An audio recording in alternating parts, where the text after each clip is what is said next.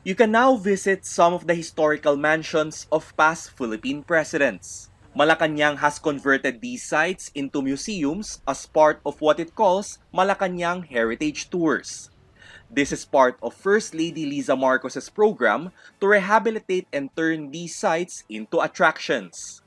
I invite everyone to come enjoy. Puntahan ninyo, lalo na yung ating mga estudyante na nais makita ang lahat ng mga pangulo ng ating republika. Ay nandiyan lahat, nandiyan yung konting kwento ng kanilang buhay. President Bongbong Marcos describes the Goldenberg Mansion as a very beautiful old guest house. Former First Lady Imelda Marcos bought the mansion for formal functions. The Teus Mansion, meanwhile, is owned by Manila's former Primera de Alcalde Valentin Teus. After the Goldenberg Mansion, the Teus Mansion was bought to be used as a museum for former presidents.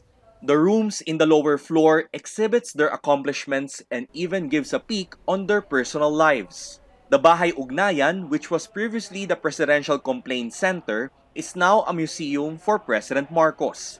You will see the materials he used during the 2022 presidential campaign. There's also the red pickup vehicle that he used in caravans. A souvenir shop is also selling BBM Sara Uniteam campaign items. At the second floor are the photos and installations about the president's life when he was young, including his acceptance letter and special diploma from Oxford University, which have been questioned by critics. There are also memorabilia from the 1986 EDSA People Power Revolution that forced his family to leave the country.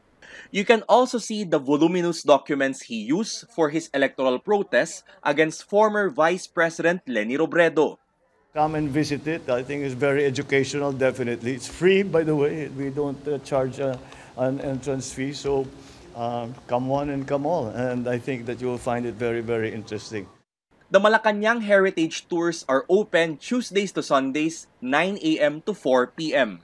You can also request for a guided tour by reaching out to the contact details flashed on your screen. Rex Remitio, CNN Philippines.